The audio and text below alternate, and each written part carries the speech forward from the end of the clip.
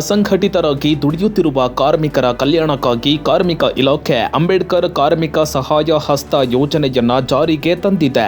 ಈ ಯೋಜನೆಯ ಅರಿವು ಮೂಡಿಸಲು ಪಬ್ಲಿಕ್ ನೆಕ್ಸ್ಟ್ ಕೂಡ ಕೈಜೋಡಿಸಿದೆ. ಬೆಳಗಾವಿ ಜಿಲ್ಲೆಯ ಅಸಂಘಟಿತ ಕಾರ್ಮಿಕರನ್ನ ಭೇಟಿಯಾಗಿ ಅವರಿಗೆ ಸಚಿವ ಸಂತೋಷ್ ಲಾಡ್ ಪರಿಚಯಿಸಿರುವ ಯೋಜನೆಯ ಪ್ರಯೋಜನ ತಿಳಿಸಿ ಕಾರ್ಡ್ನ ಸದುಪಯೋಗ ಪಡೆದುಕೊಳ್ಳುವಂತೆ ತಿಳಿವಳಿಕೆ ಮೂಡಿಸಿದೆ. ಈ ಲೇಬರ್ ಸ್ಮಾರ್ಟ್ ಕಾರ್ಡ್ ಬಗ್ಗೆ ಕಾರ್ಮಿಕರು ಏನಂದ್ರು ಕೇಳೋಣ ಬನ್ನಿ. ನಮಗೇನು ಗೊತ್ತಿರಲಿಲ್ಲ, ಇವರು ಬಂದು ನಮಗೆ ತಿಳಿಸಿದ ಮೇಲೆ ಗೊತ್ತಾಯ್ತು. ಇನ್ನು ಮುಂದೆ ನಾವು ಈ ಕಾರ್ಡನ್ನು ಮಾಡಿಸುತ್ತೇವೆ. ಸಂತೋಷ್ ಲಾಡ್ ಅವರು ಈ ಯೋಜನೆಯನ್ನು ಜಾರಿಗೆ ತಂದಿದ್ದಾರೆ.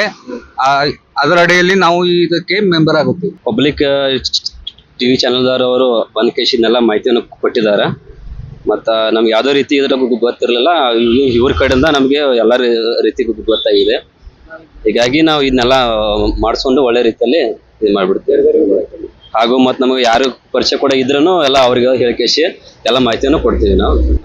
ಇವ್ರಿಗೂ ಸಂತೋಷ್ ಲಾಡನ್ನು ಮಾಡಿದ ಕೂಡ ಎಲ್ಲ ಡ್ರೈವರ್ಗಳಿಗೆ ಹಾಗೂ ಎಲ್ಲ ನಮ್ಮ ಕಾರ್ಮಿಕರಿಗೂ ಎಲ್ಲ ಭಾಳ ಒಳ್ಳೆ ರೀತಿ ಚೆನ್ನಾಗಿದೆ.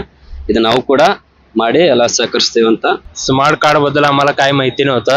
आम्हाला हेल्प करले, त्याच्यासाठी थोडं माहिती पडलं आणि हे चांगलंच हे आहे. याचं स्कीम चांगला आहे आणि याचा भरपूर फायदा आहे. मिनिस्टर संतोष यांनी आणलेला आहे लाड आणि याला खूप लोकांना फायदा होणार आहे, गरीब लोकांना. आणि स्कीम आणलेली आहे आंबेडकर कार्मिक सहाय्य योजना. तर हे चांगले आहे. तरी सर्वांनी ड्रायव्हर लोकांनी प्रायव्हेट लोकांनी करून घ्यावं. तरी आम्ही पण हे करून घेणार आहे.